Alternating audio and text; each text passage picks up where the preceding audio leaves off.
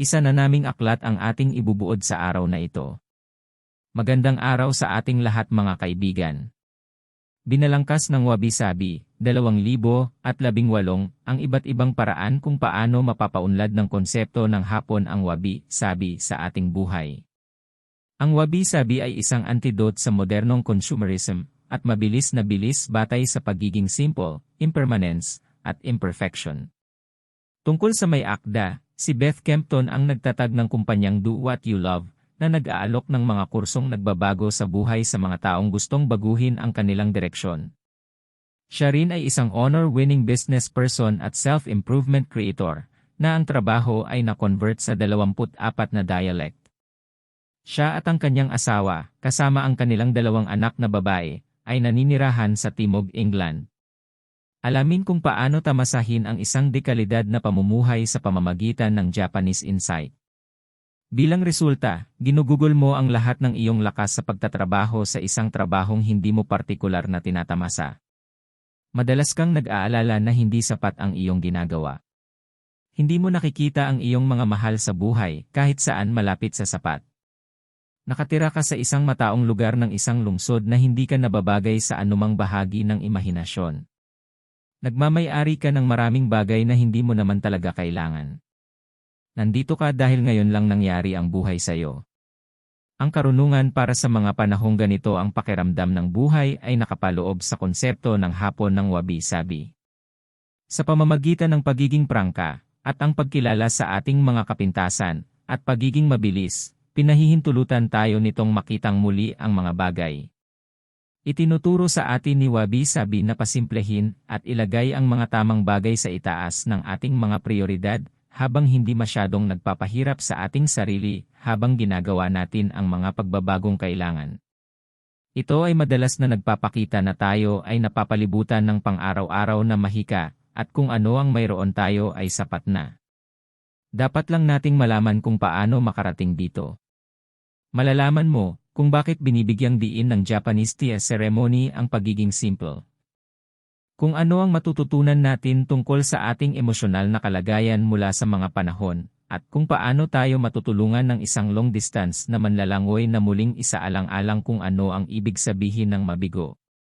Pangunahing ideya 1, pinakamadaling maunawaan ang konsepto ng Wabi-Sabi sa pamamagitan ng pagtingin sa 2 salita ng magkahiwalay.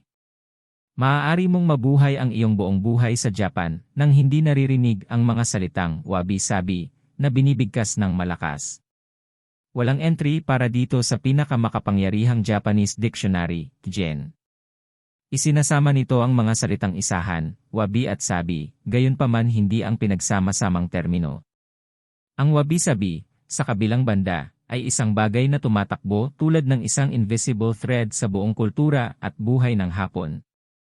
Ito ay umiiral bilang isang pinagbabatayan na pilosopiya.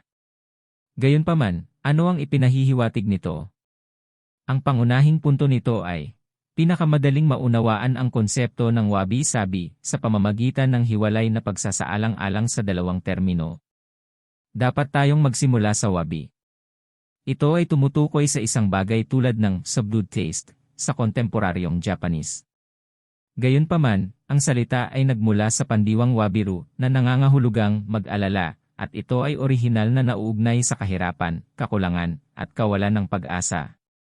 Gayunpaman, upang lubos na maunawaan ang kahulugan, kailangan nating bumalik sa mga sinaunang seremonya ng tsaa na humubog sa kultura at buhay ng Hapon. Kahit na ang Japan ay nagkaroon ng emperador sa lugar noong kalagitnaan ng ika-16 na siglo, ang bansa ay talagang pinamumunuan ng daimyo, mga feudal na Panginoon. Sa kanilang mga pagbabantay sa gabi, ang mga samurai warriors na nagbabantay sa mga kastilyo at estate ng daimyo ay nagsimulang uminom ng tsaa. Bilang karagdagan, ang seremonya ng pag-inom ng tsaa ay nag-alok sa kanila ng pagkakataong makapagpahinga mula sa kanilang abalang buhay.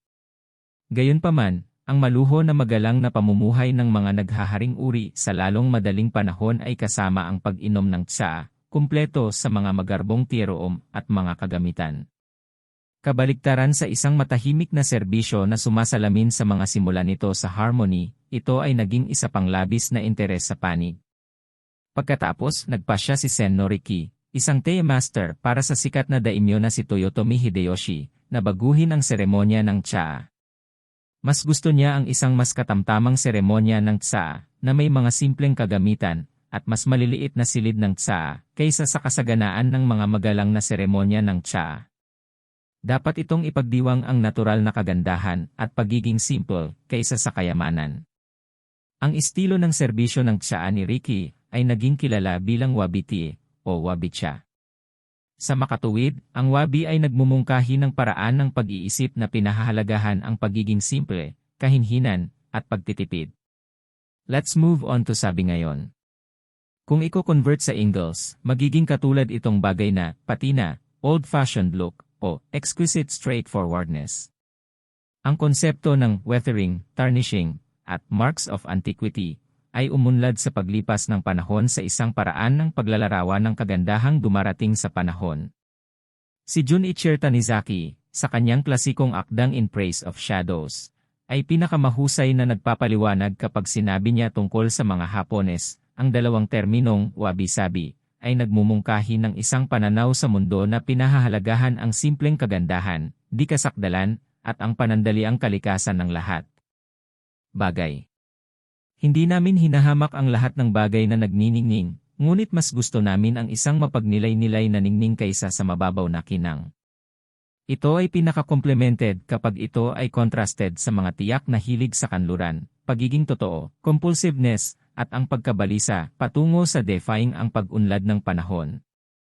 Sa ating kulturang mabilis bumibili, maraming katalinuhan ang makukuha natin sa pamamaraan ng wabi-sabi. Ang pangalawang pangunahing ideya ay ang isang tahanan ng wabi-sabi ay simple at madamdamin. Sa iyong sala, sinusubukan mong mag-unwind. Gayunpaman, may kakaiba sa bahay na ito at ang silid na ito. Kahit na mayroon kang magagandang muebles, isang mamahaling widescreen na telebisyon, at mahusay na speaker, ang lahat ng ito ay medyo hindi personal. Mayroong ilang mga item at pagpapaganda na pinapanatili mo sa kabila ng katotohanan na magagawa mo nang wala ang mga ito. Bukod pa rito, maraming hindi organisadong kalat sa mga aparador at drawer na talagang nakakairita sa iyo. Kung sakaling natural ito, ang insight ng wabi-sabi ay makakatulong sa iyong pakiramdam na mas komportable. Ang mahalagang mensahe dito ay, ang tahanan ng wabi-sabi ay taos-puso at prangka. Una at pangunahin, ang di kasakdalan ay ipinagdiriwang sa tahanan ng wabi-sabi. Hindi tayo lahat ay maaaring tumira sa mga silid na mukhang isang bagay mula sa Architect's Digest o Instagram feed na maingat na nakurate. Ang mga tahanan ay sinadya upang tumira sa higit sa anumang bagay. Ang lugar kung saan dapat tayong maging mas komportable ay ang ating tahanan. Nangangahulugan ito ng pagtanggap sa kung minsan ay hindi pantay at malikot na mga hugis na dinadala ng mga tao sa mga lugar na kanilang tinitirhan. Ang paggamit ng mga natural na materyales tulad ng kahoy at bato ay isang paraan upang isaisip iyon. Ang mga materyales na ito, tulad ng mga buhol ng kahoy at mga uka ng bato, ay may magagandang likas na irregularidad na nagpapaalala sa atin na ang mundo ay katulad natin.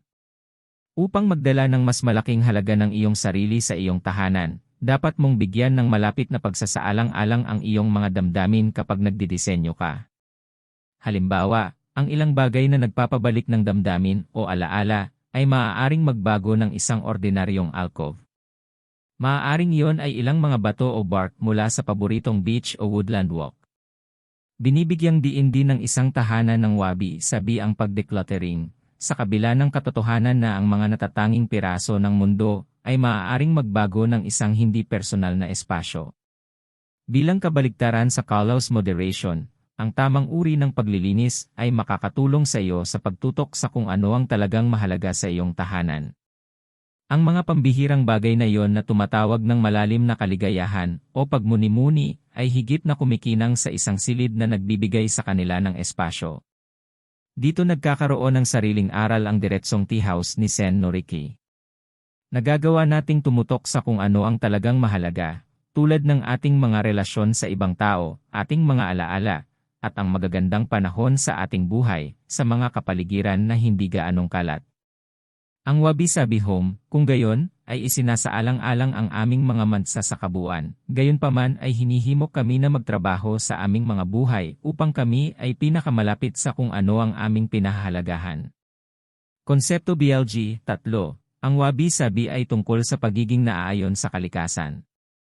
Kapag nag-aaral ng Japanese sa unang pagkakataon, mabilis mong napagtanto kung gaano kalalim ang natural na mundo sa wika. Ang aktwal na mga pahiwatig ng kalikasan ay nabuo ang paraan ng pagsasalita ng mga Hapon. Ang mga salitang onomatopic ay karaniwan. Halimbawa, ang tunog ng hiu-hiu ay ang hugong ng hangin, habang ang salitang kopo-kopo ay naglalarawan sa banayad na pag-agos ng tubig. Ang pilosopiya ng wabi-sabi ay nagtataguyod ng malapit na koneksyon sa natural na mundo, tulad ng wikang Hapon. Ang mahalagang mensahe dito ay, ang wabi-sabi ay nagpapahiwatig ng pagsasaayos sa kalikasan. Nagsisimula tayong mapansin ang isang buong bagong mundo ng mapayapa at tuwirang mahika kapag binibigyang pansin natin ang kalikasan. Bukod pa rito, nagiging mas present tayo. Kitang-kita ito sa tula ng haiku ng mga matandang master tulad ni Kobayashi Isa at Matsuo Bash. Ang isang haiku na tula ay karaniwang nagpapalapot ng isang tuwirang natural na imahe. Kunin ang pinakasikat sa haiku ni Bash. Ito ay nagbabasa sa pagsasalin. Ang lumang lawa. Tumalbog ang isang palaka. Tunog ng tubig. Binibigyang pansin lamang natin ang likas na kamanghamanghang ito dito. Nakikita rin natin ang mataas na pagsasaalang-alang na ito sa paraang tinatantya ang mga panahon ng Hapon. Ang kalendaryong klasikal ng Hapon ay may 24 na mas maliliit na panahon na tinatawag na Seki at 72 microseason na tinatawag na Kei sa halip na 4 na panahon. Ang mga microseason na ito ay binibigyang pansin ang pinakamaliit na pagbabago sa atmosfera at hitsura ng planeta. Ang paggising ng mga insektong humihibernate at nagsimulang mag-hover ang mist ang dalawa sa kanilang mga pangalan. Ngayon, madalas nating hindi napapansin kahit ang pinakamaliit na pagbabago sa labas ng mundo. Nakalulungkot, nalalapat din ito sa ating panloob na buhay. Habang nagpapalit-palit tayo sa trabaho at sa ningning ng ating mga screen, pinamamamanhid tayo ng modernong buhay sa mga senyales mula sa ating isipan at katawan. Gayunpaman, maaari tayong maging mas sensitibo sa sarili nating mga ritmo kung matututo tayong magbasa ng maliliit na pagbabago sa natural na mundo. Maaari nating mapagtanto kung talagang gusto natin ng pahinga o ehersisyo, liwanag o madilim, paglalakbay o bahay. Ang isa pang aspeto ng wabi-sabi ay lumilitaw, habang mas binibigyang pansin natin ang kalikasan, ang katotohanang ang lahat ay panandalian. Ang kasyasyang pamumulaklak ng cherry ay nalalanta, ang mayfly ay lumilipas, at ang niebe ay natutunaw mula sa tuktok. Sinasabi nito sa atin na tumuon sa kung ano ang talagang mahalaga sa ngayon, bago maging huli ang lahat, at nagpapaalala sa atin ng sarili nating impermanence. Ang pang-apat na pangunahing ideya ay ang wabi-sabi ay nagtuturo sa atin na yakapin ang pagtanggap. Dapat lang natin itong ilabas, ang buhay ay minsan ay napakahirap. Magkagayunman, nang walang pagkilala sa mahalagang katotohanang ito, maaari nating gawing mas mahirap ang mga bagay para sa ating sarili. Ang buhay ay maaaring maging isang imposibleng lupain para sa atin kung hindi tayo maaaring maging flexible, bitawan ang mga bagay, at sumulong. Ang pinakamagandang bagay na magagawa natin kapag ang buhay ay naghagis sa atin ng isang hamon ay upang malaman kung gaano kalakas ang pagtanggap. Ang pangunahing punto nito ay, hinihikayat tayong yakapin ang pagtanggap ng wabi-sabi. Una sa lahat, kailangan nating maging bukas sa pagbabago. Dahil walang nagtatagal magpakailanman, kahit ang katatagan, kailangan nating laging maging flexible. Maaari tayong matuto mula sa kalikasan, gaya ng kadalasang nangyayari. Isipin ang kapaligiran kung saan tumutubo ang kawayan. Ang mga bagyo at malalakas na monsoon ay madalas na lumilitaw ng wala saan. Kailangan nating matutong yumuko sa halip na masira, tulad ng kagubatan ng kawayan sa isang bagyo, at patuloy na lumaki kahit na nagbabago ang mga bagay. Gayon din, tingnan ang mga istruktura sa maraming mga lungsod sa Japan.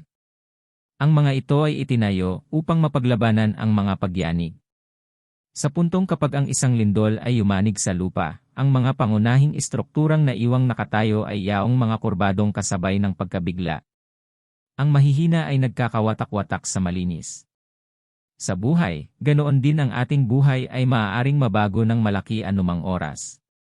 Maaaring mangyari ang mga pagbabagong nagbabago sa buhay sa ating mga relasyon, karera, at kalusugan, anuman ang nararamdaman natin tungkol sa kanila. Kung mas maaga nating kinikilala na ito ay nangyayari, mas mabuti, dahil maaari nating baguhin ang ating paraan ng pag-ugali sa bagong katotohanan, maging ito ay ang pag-alis ng isang gawain o pagkakaroon ng isang walang pananampalataya na kasabwat. Kapag na-anticipate natin ang bagyo, mas malaki ang tsansa natin na makaligtas dito. Dapat tayong matutong tanggapin kung sino tayo at huwag magsikap para sa imposibleng pagiging perpekto bilang karagdagan sa pagbabago. Ang huwarang ito ng pagiging perpekto na hinihikayat nating pagsikapan ay isang ilusyon. Ito ay makikita lamang sa mga advertisement o sa mga social media profile na maingat na napili. Kailangan nating tanggapin na ang buhay ay magulo, puno ng mga kapintasan, at hindi kailanman kumpleto sa halip na matalo ang ating sarili para sa hindi pagkakaroon ng lahat. Kahit na tayo ay humantong sa isang buhay na kahawig ng isang komersyal na damit pang beach, hindi ito magiging tulad ng naisip natin.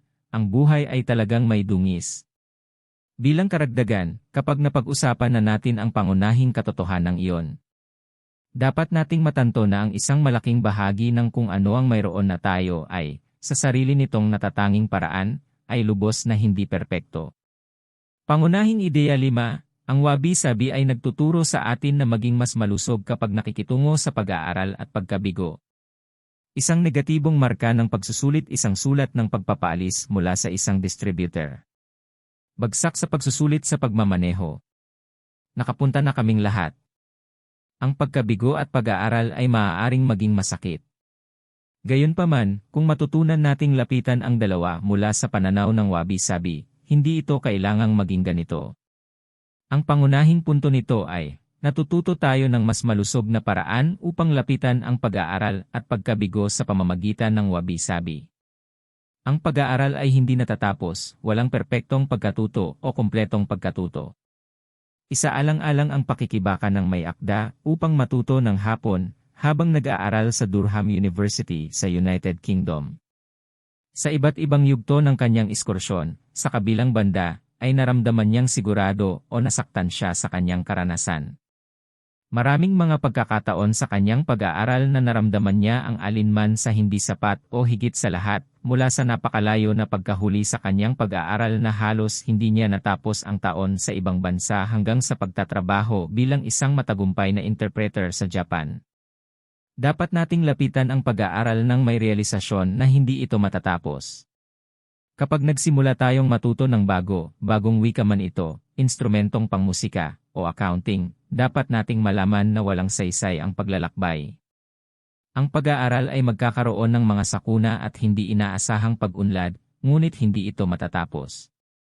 Higit pa rito, dahil dito, patuloy na magkakaroon ng iba pa sa kahabaan ng paraan ng pag-aaral, gayon din ang mga nasa likod. Hindi nakatutulong na ikumpara ang iyong sarili sa kanila, sa halip, dapat kang tumutok lamang sa iyong sariling paglalakbay. Ang pagkabigo ay isang mahalagang bahagi ng pag-aaral, na isang walang katapusang proseso. Higit pa rito, sa halip na maging isang debakle, ang pagkabigo ay maaaring maging isang pagkakataon para sa pag-unlad.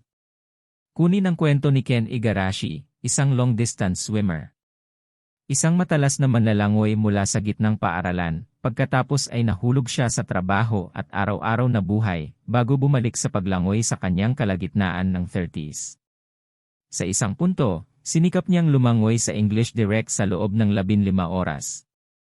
Nagsimula siyang mahuli dahil sa epekto ng mga pampatulog at whiskey na ininom niya bilang lunas sa jet lag at maagang pagsisimula ng kanyang pagtawid. Sa kasamaang palad ay nabigo siyang maabot ang kanyang layunin, ngunit naabot niya ito pagkalipas ng mahigit 16 na oras.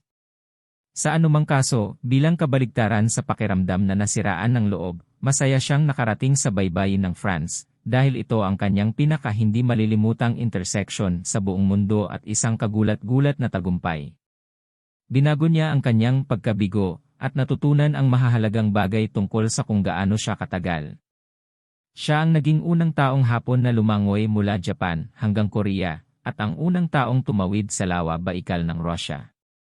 Tulad ni Ken Igarashi, dapat nating matutunang i-reframe ang ating mga kabiguan. Ang pagkabigo ay hindi sinusuri ang wakas, isang mahalagang halimbawa lamang. May pagkakataon tayong matuto ng mga bagay tungkol sa ating sarili na maaaring hindi natin natuklasan pagkatapos ng anumang kabiguan. Pangunahing ideya 6, ang aming mga personal na relasyon ay maaaring makinabang mula sa implicit na wabi-sabi ng seremonya ng Cha. Ang seremonya ng Cha ay isang oras upang maging maalalahanin at mabait sa isa't isa sa Japan. Ito ang panahon kung kailan ang mga tao ay nagpapakita ng kabaitan at konsiderasyon. Mayroong 4 na gabay na prinsipyo, Wakishi Jaku, na gumagawa ng interpretasyon ng pangkalahatan sa concordance, pagmamasid, kabutihan, at katahimikan. Magkagayunman, ang mga ito ay hindi kailangang magsimula at magtapos sa serbisyo ng Cha, maaari silang maging bahagi ng ating buhay. Ang critical na mensahe dito ay, ang nabe-verify na wabi-sabi ng pag-andar ng Cha ay maaaring makatulong sa aming sariling mga koneksyon. Isipin natin ang mga individual na implikasyon ng mga paniniwalang ito para sa ating mga relasyon. Una, na nangangahulugang pagkakaisa. Ano ang maaari mong magawa sa isang punto ng iba pang mga bagay sa iyong mga koneksyon upang bigyang kapangyarihan ang concordance? Ipagpalagay na ang ibang individual ay may isang tiyak na uri ng enerhiya, marahil siya ay isang hindi mapakali na individual. Maaari mong subukang pakalmahin siya kapag nakilala mo siya o sabihin sa kanya ang isang bagay na magpapatibay sa iyong relasyon sa kanya. Iyon ay maaaring sa pamamagitan ng isang pangunahing galaw o isang mas tahimik na paraan ng pagsasalita. Pangalawa, suriin natin si Ki na nangangahulugang paggalang. Anong mga individual na katangian ang hinahangaan mo sa isang tao na maaari mong ibahagi sa kanila? Maaaring ito ay isang bagay na hindi sapat na pinag-uusapan o ipinagdiriwang. Marahil ay mayroon kang isang kasama na, anuman, ay patuloy na ipaalam sa iyo ang lehitimong katotohanan sa anumang kaganapan kapag ito ay alangan. Hindi naman masama kung sasabihin ko sa kanya yon. Ang ikatlong paksa ay o kadalisayan.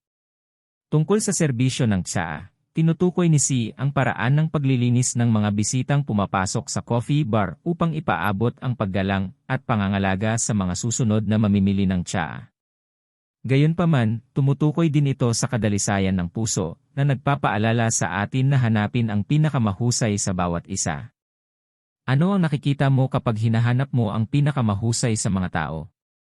Ano ang maaaring naiiba ngayon kung ikaw ay salungat sa kanila, ngunit nagawa pa ring makita ang pinakamahusay sa kanila? Kunin ang halimbawa ng may akda bilang isang halimbawa. Nakita niya na ang kanyang mas mabuting kalahati sa bawat kaso ay nag-iiwan ng basang tuwalya sa ibabaw ng kusina. Inis na inis siya dito hanggang sa napagtanto niyang iniwan niya ito doon pagkatapos maghanda ng hapunan, maligo, patulugin ang mga bata, yakapin siya, at tanungin siya tungkol sa araw na yon.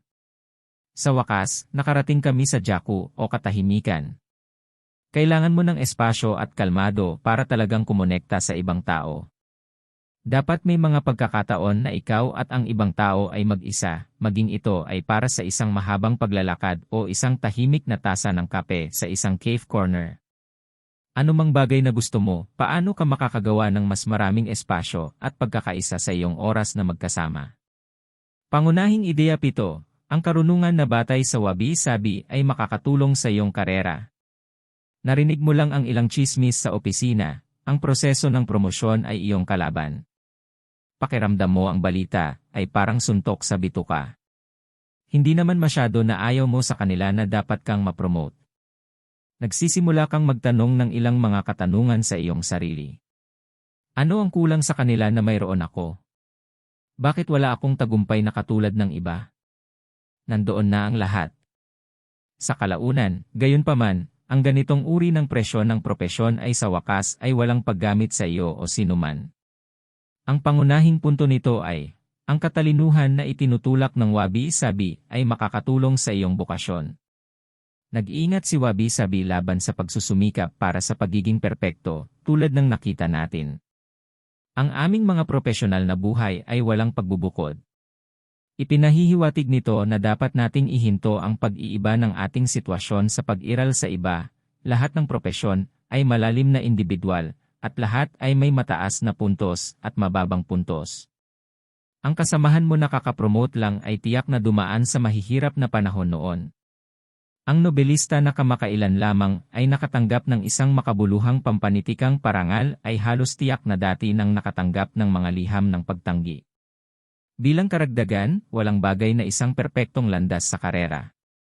Malaking bilang sa atin ang sumusunod sa mga paikot-ikot na paraan upang maabot kung saan tayo dapat, at marahil, sa pamamagitan lamang ng gayong pag-alagala na kurso ay handa na tayong makarating sa partikular na trabaho o layunin na pinakagusto natin. Sa katunayan, ang Wabi-Sabi, na nagbibigay ng halaga sa paglipas ng panahon, ay nagtuturo sa atin na ang paglalakbay ay mas mahalaga kaysa sa destinasyon. Sa wikang Hapon, mayroong isang tao na bumasang mabuti sa di, at nangangahulugan ito ng ang daan kapag ito ay pinagsama sa iba't ibang mga karakter. Ang termino ay matatagpuan sa mga salita tulad ng Jude, na nangangahulugang ang paraan ng kahinahunan, malungkot, na nangangahulugang ang paraan ng tsaa, at karated, na nangangahulugang ang daan ng walang laman na kamay at binabaybay din na karate. Ang nakuha natin mula sa maraming iba't ibang mga kasanayan na ito ay ang daan patungo sa isang bagay na naglalaman ng pinakamahalagang mga paglalarawan ay isang mas mataas na prioridad kaysa sa pangwakas na layunin. Ang aming mga karera ay hindi naiiba. Sa pangkalahatan, sa kanluran, humihiling kami ng kawalang kapintasan at katuparan ng mabilis. Nagsusumikap kami ng husto upang makarating sa destinasyon na maaaring isang mahirap na promosyon o deal sa libro. Gayunpaman, nangangahulugan ito na kapag ang mga bagay ay hindi naaayon sa plano, kung minsan ay nakakaranas tayo ng matinding pagkabigo. Sa halip, kailangan nating lapitan ang mahabang daan ng ating mga karera nang may pasensya ng isang judoka, isang master ng jiu-jitsu, na nakakaalam na walang punto sa wakas at ang mga aral na natutunan sa daan ay ang pinakamahalaga. Ideya bilang 8, matutulungan tayo ni Wabi-Sabi sa pagtanggap sa ating pag-unlad na mga taon at pagpapahalaga sa oras na natitira natin dito sa Earth. Isang hanay ng mga libingan sa isang malapit sa sementeryo. Isang rondo ng mga administrasyon ng paggunita sa papel ng kapitbahayan. Ang pagkamatay ng isang minamahal na celebrity sa balita. Ang patuloy na mga paalala ng ating sariling pagkamatay ay nakapaligid sa atin. Ang katotohanan ay sinusubukan nating iwasan ang pagtanda sa lahat ng mga gastos dahil natatakot tayo dito.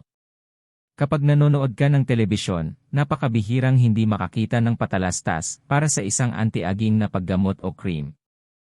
Gayunpaman, habang naghahanap tayo ng mga elixir na magbibigay sa atin ng immortalidad, hindi natin napapansin ang mga pakinabang ng pagtanda, gaya ng karunungan at kaunawaan na nagmumula sa karanasan. Ang isang buhay na namuhay ayon sa pilosopiya ng Wabi-Sabi ay pinahahalagahan ang mga bagay na ito tulad ng pagpapahalaga nito sa luma na kagandahan ng mga antigo. Ang mahalagang mensahe dito ay, matutulungan tayo ni Wabi-Sabi sa pagtanggap sa ating mortalidad at pagtanggap sa paglipas ng panahon. Sa pagpasok natin sa taglagas ng ating buhay, tinuturuan tayo ng Wabi-Sabi na magpahinga at tanggapin ang ating mga taon. Gayon din, habang tayo ay nagpapahinga sa pagkahinog, dapat nating isipin ang isa pang mahalagang bahagi ng Wabi-Sabi, na walang nagtatagal magpakailanman.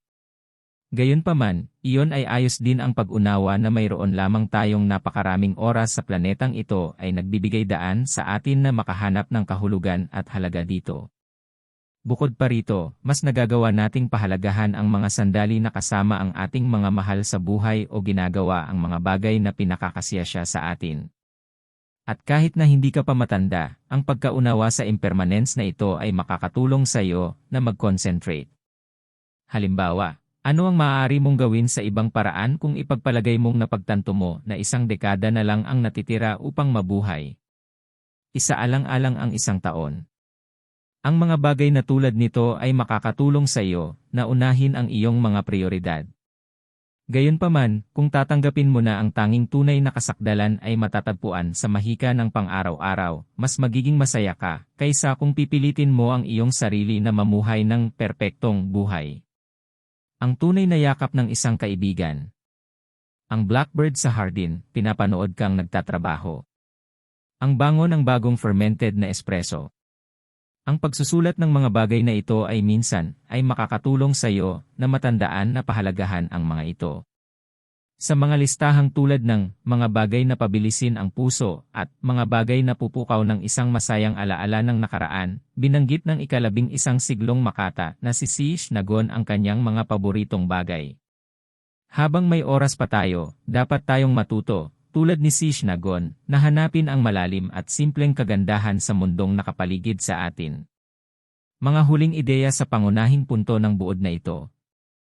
Ang wabi-sabi ay isang Japanese na ideya na hindi madalas na ipinapaliwanag. Ito ay isang ideya na naroroon na. Pinahahalagahan nito ang walang kahirap-hirap at kapintasan, habang nakikita ang kadalian, lahat ay pantay.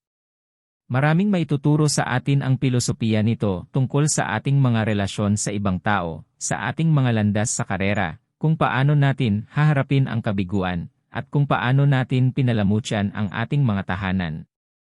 Hinihikayat tayo ni Wabi-Sabi na pahalagahan ang ganap na hindi perpekto sa halip na maglagay ng hindi kinakailangang presyon sa ating sarili sa paghahangad ng pagiging perpekto.